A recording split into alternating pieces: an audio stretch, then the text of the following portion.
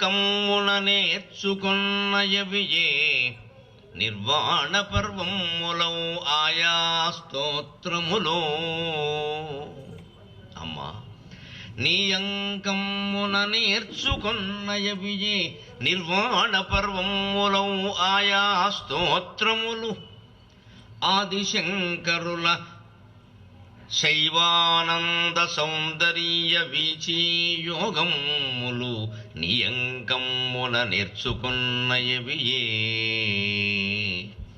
నిర్వాణ పర్వములో ఆయా స్తోత్రములు. ఆదిశంకరుల శైవానంద సౌందర్య వీచీ యోగములు వానినే వినుచు నిశ్చింతం శివైక్యముగా నాయంకమున మేనురాల్చితివే. అమ్మా, నీ అంకమున నేర్చుకున్నయవియే నిర్వాణ పర్వములౌ ఆయా స్తోత్రములు. ఆదిశంకరుల శైవానంద సౌందర్య వీచీ యోగములు వానినే వినుచు నిశ్చింతన్ శివైక్యముగా నాయంకమున మేనురాల్చితివి.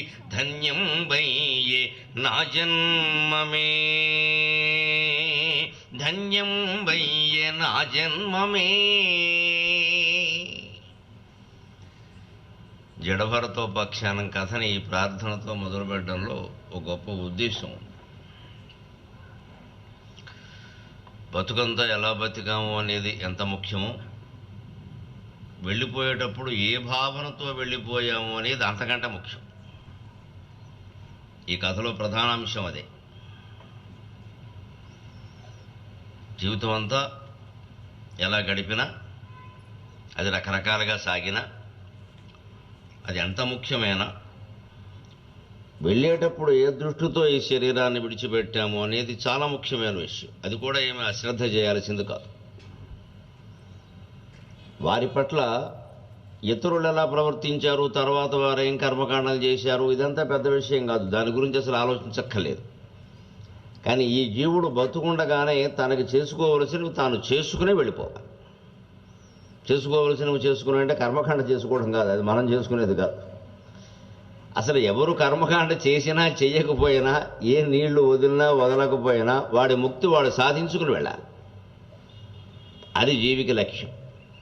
ఎవరో ఏదో చేస్తారనుకోవడం, కొడుకుల మీదో కూతుళ్ళ మీదో ఆధారపడడం, వారికి ఏదో ఇవ్వడం, ఇచ్చినా కానీ చేయలేదనుకోవడం, ఇది అనవసరమైన వ్యవహారం. ఇంత బతుకు భగవంతుడు మనకు 100 ఏళ్ల బతుకిచ్చినప్పుడు మన కోసం మనమే ఏం చేసుకోలేనప్పుడు వాళ్ళు ఏం చేస్తారండి? మన కోసం ఎంత కొడుకైతే మాత్రం, ఎంత కూతురు అయితే మాత్రం. వాళ్ళ బతుకులు వాళ్ళకున్నాయి, వాళ్ళ పిల్లలు వాళ్ళకున్నారు.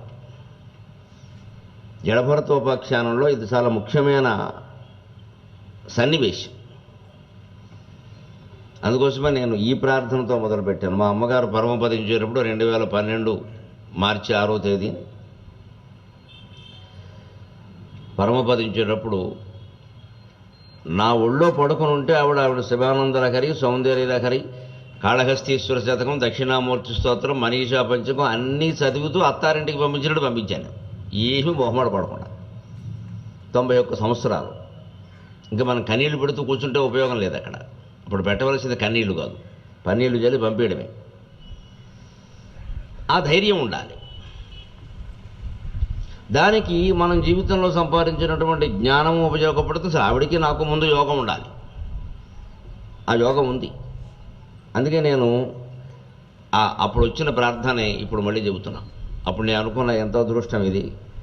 నిజానికి ఈ శివానంద లహరు, సౌందర్య లహరు, శ్రీ సూక్తం, పురుష సూక్తం అని మా అమ్మ మాకు చెప్పింది. మాకు వేద సంబంధమైన విషయాలు కూడా మంత్రపుష్పం లాంటివి మా నాన్నగారి దగ్గరికి అంటే మా అమ్మ దగ్గర ఎక్కువ నేర్చుకున్నాం. ఆయన దగ్గర కూర్చోవాలంటే భయంగా ఉండేది. అంతకంటే ఏం లేదు. అన్నీ వచ్చినా మాకు చెప్పగలిగిన, కూర్చోవాలంటే ముందు భయం. అందుకని ఈవిడ చెప్పేది, అలాగే నేర్చుకున్నాం. అందుకని ఒక్కసారి అది గుర్తొచ్చి ఈ మాట అంటున్నాం. నియంకమ్మున నేర్చుకొన్నయవియే నిర్వాణ పర్వములు ఆయా స్తోత్రములు ఆదిశంకరుల శైవానంద సౌందర్య వీచే యోగములు వానినే వినుచు నిశ్చింతన్ శివైక్యముగా నాయంకమ్మున మేనురాల్చితివి ధన్యం వయ్య నా జన్మమే.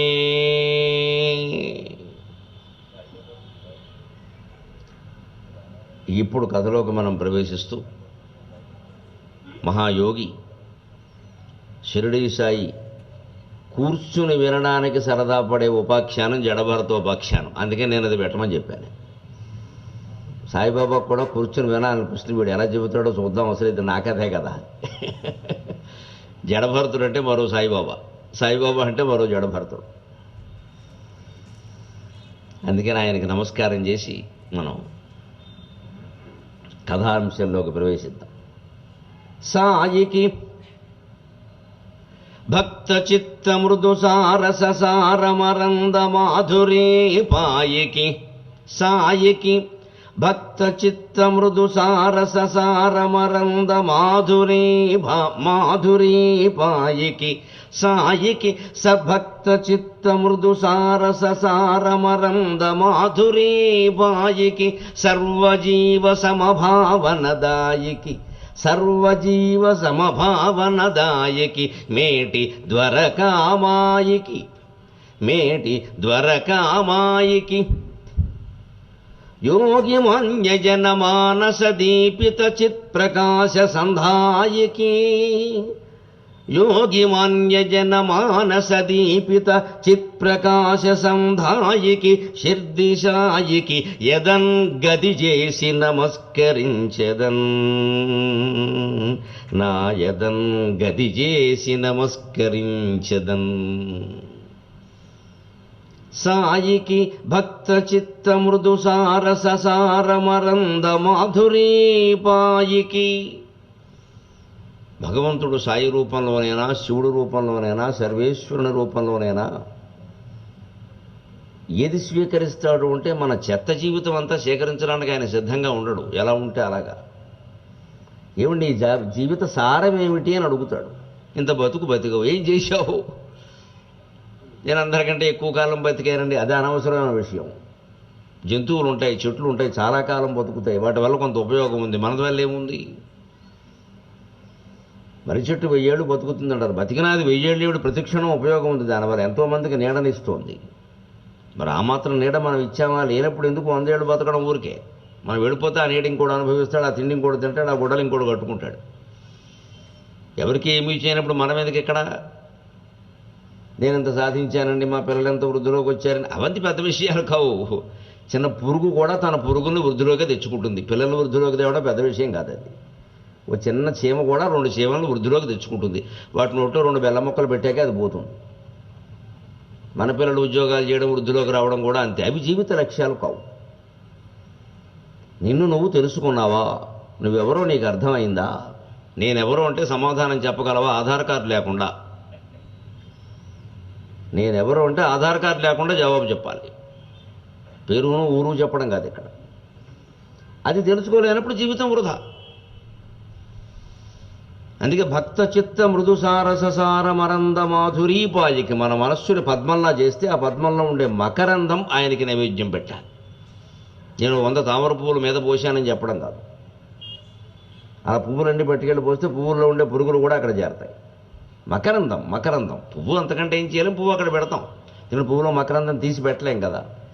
కానీ మన జీవితంలో సారమైనటువంటి మకరందాన్ని తీసి అర్పించగలం.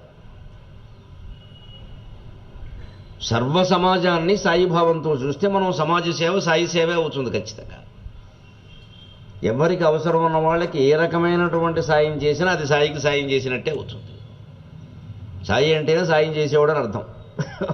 సాయం చేసేవాడే సాయి, చేయకపోతే కసాయి.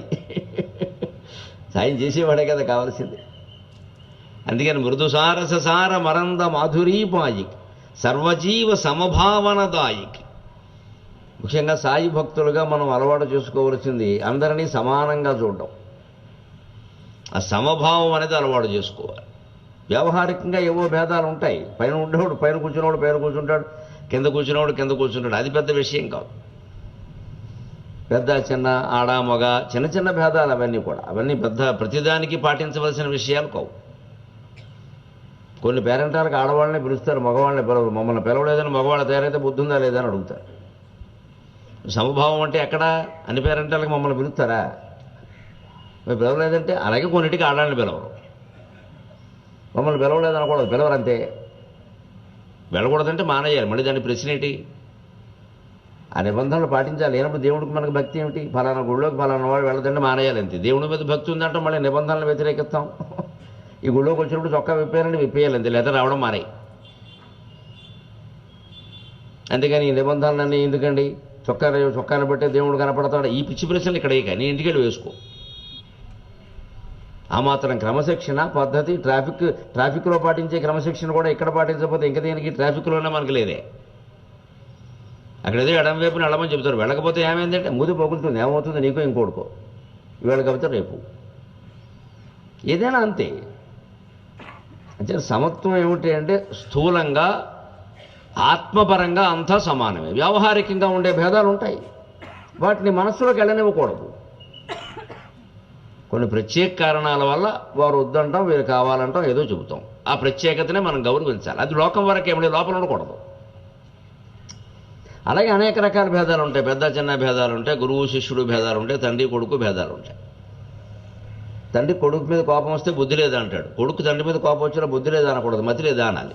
దానికి ఒక భాష ఉంది. మతి అంటే బుద్ధే, నిఘంటువులో మతి అంటే బుద్ధి అని ఉంటుంది.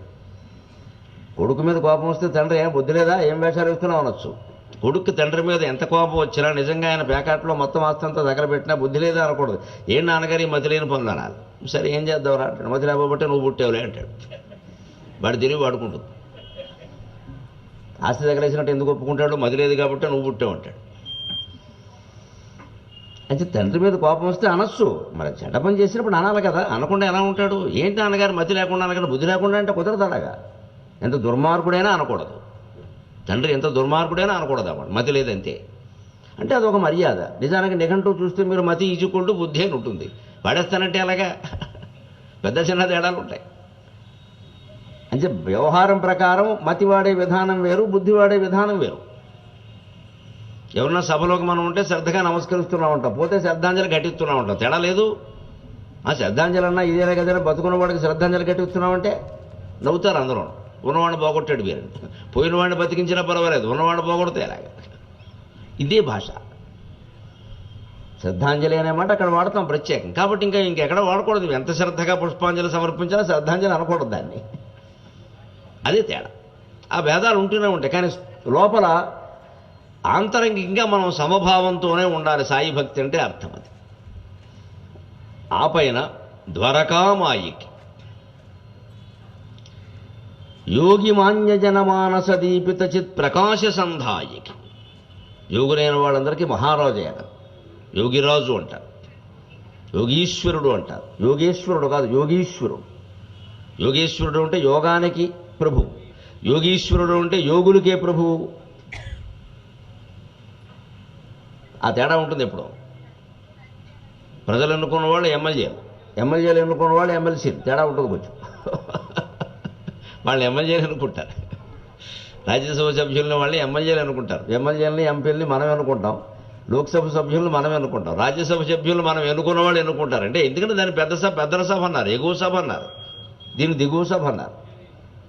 ఇంగ్లీష్ వాడు పెట్టాడు ఆ పేరు, House of Lords, House of Commons అని. ఇప్పటికీ అవే పాటిస్తున్నాం. కానీ ఇప్పటికే ఆ మాట అలా ఉందా లేదా, పెద్దలు అనే మాట. అంటే రాజ్యసభ పెద్దల సభ అంటే అర్థం పూర్వం నెహ్రూ గారి కాలం నుంచి ఇంచుమించు వాజ్పేయి కాలం వరకు రాజ్యసభకి కవుల్ని, పండితుల్ని, కళాకారుల్ని, సంగీత విద్వాంసుల్ని వాళ్ళని ఎంపిక చేసి పెట్టేవారు. ఇప్పుడేమో ఎవరికి ఎన్నికల్లో సీటు ఇవ్వలేకపోతే వాడిని తీసుకెళ్ళి అక్కడ పెడుతున్నారు, అసంతృప్త జీవులు సంతృప్తిపరచడం కోసం. అందుకని ఈ సభ ఎంతో ఆ సభ అంతే, అలాగే తయారు. అయితే పెద్దల సభ అంటే అర్థం ఏంటంటే మామూలుగా ఉండేటువంటి నాయకులు వాళ్ళ కులాలో, వాళ్ళ మతాలో, వాళ్ళ బంధువులు చూసుకుంటారు, వాళ్ళ నియోజకవర్గ ప్రజలు అంతకుమించి ఆలోచించరు. కవులు, కళాకారులు, పండితులు, తత్వవేత్తలు అయితే దేశమంతా గురించి ఆలోచిస్తారు కదా. అందుకని వీళ్ళు ఏమైనా తప్పు నిర్ణయం చేసినా వాళ్ళు అక్కడ అడ్డం కొడతారు. అందుకని లోక్సభలో పాస్ అయినవన్నీ ఆ రాజ్యసభలో పాస్ అవ్వవు, అక్కడ ఆపేస్తారు. కాస్త మొత్తం దేశం గురించి ఆలోచిస్తారు కదా సమభావంతో అనే కదా రాజ్యసభ అనేది పెట్టింది. అందుకోసమే ఇందులో ఖాళీ ఇందులో ఇవ్వలేని వాళ్ళకి అందులో ఇవ్వడం అని కాదు ఇది. బస్సు ఎక్కడైనా ఖాళీ లేదు కాబట్టి రైల్లో వెళ్ళాం అలాంటి మాట కాదు అది. ఖచ్చితంగా వాళ్ళ పెద్దల సభ అంటే అర్థమయ్యేది. పూర్వం అలాగే ఇచ్చేవారు. నారాయణ రెడ్డి గారు రాజ్యసభ సభ్యుడిగా ఉండేవాడు. ఆయన చేసిన ప్రసంగాలు మన పుస్తకం వేశారు, ఎంత బాగున్నాయి. అలాంటి ప్రసంగాలు ఇంకోటి చేయగలడా? మహానుభావులైన సంగీత విద్వాంసులు, సాహిత్యవేత్తలు రాజ్యసభ సభ్యులుగా ఉండేవారు. వాళ్ళు మాట్లాడే విధానం వేరుగా ఉంటుంది, వాళ్ళ అవగాహన వేరుగా ఉంటుంది. అలాగే యోగీశ్వరుడు వేరు, యోగీశ్వరుడు వేరు. యోగానికి ప్రభువు అయినవాడు యోగేశ్వరుడు, యోగులకే ప్రభువు అయినవాడు యోగీశ్వరుడు. సాయనాథుడు యోగీశ్వరుడు. అందుకని యోగిరాజ జనమానస దీపిత చిత్ప్రకాశ సంధాయకి, వాళ్ళలో చిత్ప్రకాశం చైతన్యకాంతి రూపంలో సృష్టికి మూలమైనటువంటి చిత్ అనేటువంటిది ఉంది, చిన్మయం. ఆ చిన్మయ కాంతి రూపంలో మొత్తం అంతా ప్రకాశించేవాడు. అటువంటి ఆయనకి యదన్ గది చేసి నమస్కరించేదన్. మన మనస్సును ఒక గది, ఆయన ఆరాధన చేసే పూజా మందిరం అనుకుని అందరం నమస్కారం చేసి రంగప్రవేశం చేద్దాం. జడభరతోపాఖ్యానం కథ శ్రీమద్భాగవతంలో ఉంటుంది, పంచమ స్కంధంలో ఉంటుంది, 5వ స్కంధంలో.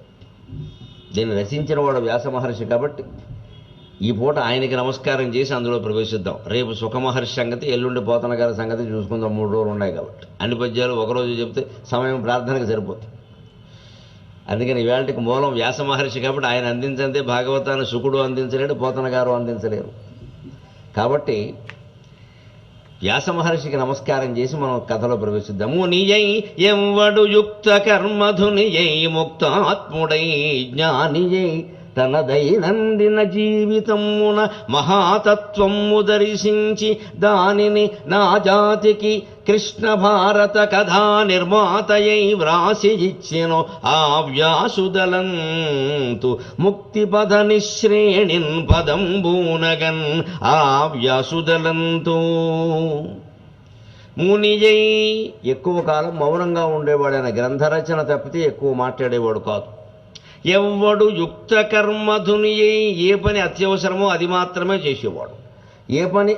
ఏ మాట అత్యవసరమో అది మాత్రమే మాట్లాడేవాడు. ఈ ఆలోచన అత్యవసరమో దాని గురించి మాత్రమే ఆలోచించేవాడు. అనవసరపు ఆలోచనలు పెట్టుకోలేదు. ఇటువంటి వాళ్ళనే ముని అంటారు.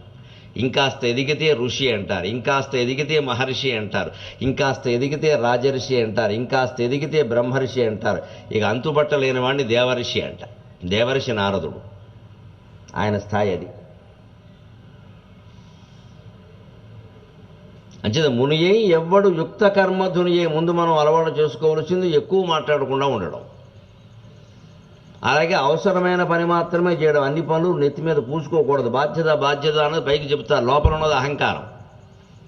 నన్ను సంప్రదించలేదు, నాకు చెప్పలేదు, ఏమిటో ముసలిదాన్ని అయిపోయారు కదా, నన్ను గమనించట్లేదు, ఇదంతా అహం. పైకి ఏమంటారంటే తాపత్రయం కాదమ్మా, వదులుకుంటే మంచిది. 3 రోజులు అదే చెప్పుకునేది మనం.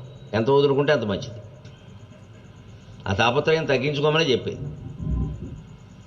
లోపల అహం. ఆ మాట చెప్పం ఆడ మగ ఎవరో కూడా. ఏదో మనకి ఇంకా పిల్లలకి ఏం తెలుసు, మనకంటే చాలా ఎక్కువ తెలుసు. బయటికి వెళ్ళి ఎంక్వైరీ చేస్తే వాడు చేస్తున్న పనులనే జరుగుతాయి. అందులో ఇవాళ అరచేతిలో స్మార్ట్ ఫోన్ వచ్చాక నీకేం తెలుసు, నాకేం తెలుసు, పిల్లలకే తెలుసు అని. అవన్నీ అనవసరం. ఇంకా వాళ్ళకేం తెలియదు, వీళ్ళకేం తెలియదు, చిన్నపిల్లలు అదేం లేదు. మన హృదయంలో మన మనసులో ఉన్న భావన ఏంటంటే కొన్ని పనులు మనం చేయడం మానేస్తే మన ప్రాధాన్యత తగ్గిపోతుందేమో. ఈ దిక్కుమాలిన ఆలోచన మానుకోవాలి, ప్రాధాన్యత తగ్గడమే కోరుకోవాలి. అందుకని అది ఇది పూసుకోవడం ఊరికే. ఇంకా అక్కడి నుంచి వాళ్ళ చివరి తినడం చివరికి. అందుకే యుక్త కర్మధుని, అప్పుడు ముక్తాత్ముడే. ఖచ్చితంగా మనం అంతా ముక్తాత్మలు అవుతాం. దేవర్షి బ్రహ్మర్షి పక్కనట్టండి. ఈ పని చేయడానికి ఏముంది, ఈవేళ మొదలుపెట్టాడు, ఈ క్షణమే మొదలు పెట్టచ్చు. తగ్గించుకోమని చెబుతున్నారు, పెంచుకోమని చెప్పట్లేదుగా. అదే ఆఫీసులో ఉద్యోగం చేసే చోట పని పెంచుకోమంటే గోలెట్టేస్తాం. అక్కడ జీతానికి ఎవడ చేస్తారని చెప్పేసి నేను పోని బాటలో వేలెడుతూ ఉంటాం. వచ్చి ఇక్కడ జీతం తీసుకున్న చోట ఒక్క పని ఎక్కువ చెప్పడం, ఉన్న పనే చేయరు, ఎక్కువ పని ఎక్కడ.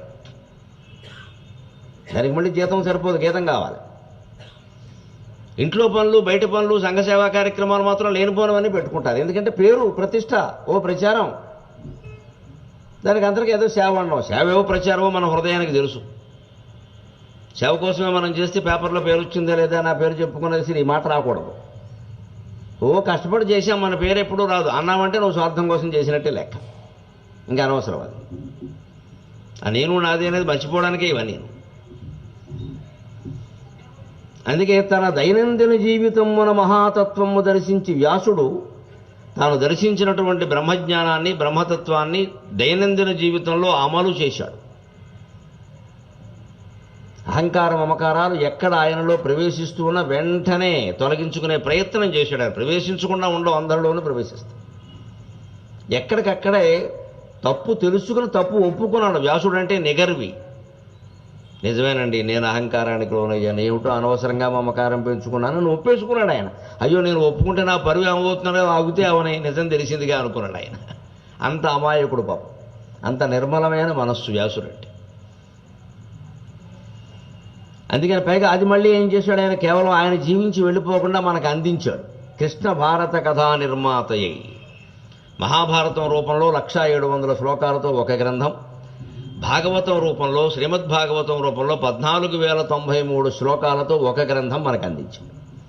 ఆ 14,093 శ్లోకాల భాగవతం నుంచి పోతన గారి పద్యాల ఆధారంగా ఆంధ్ర మహాభాగవతం ఆధారంగా మనం జడభరతోపాఖ్యానం చెప్పుకోవచ్చు. అటువంటి వ్యాసుడికి నమస్కారం. ఎందుకయ్యారంటే ముక్తిపథ నిశ్రేణిన్ పదంబోనగన్. ముక్తి మార్గం అనేది ఒక నిత్యనైతే కనీసం ఈ 3 రోజుల్లో మనం 3 మెట్లు ఎక్కగలిగితే మిగిలిన వాడి సంగతి తర్వాత చూద్దాం. ఓ 3 మెట్లు ఎక్కితే మంచిది. ఇక అది ఎక్కకూడదు అనుకోవాలి అంతే. 3 ఎక్కి 30 అయినా ఎక్కాల్సిందే, ఇంక వెనక్కి రావద్దు. ఇంక అందుకోసం ఈ ప్రార్థన. మునియై ఎవ్వడు యుక్త కర్మధునియై ముక్తాత్ముడై జ్ఞానియై తన దైనందిన జీవితమున మహాతత్వంబు దర్శించి దానిని నా జాతికి కృష్ణ భారత కథా నిర్మాతయై వ్రాసి ఇచ్చెను ఆ వ్యాసుదలంతు ముక్తిపథ నిశ్రేణిన్ పదంబూనగన్.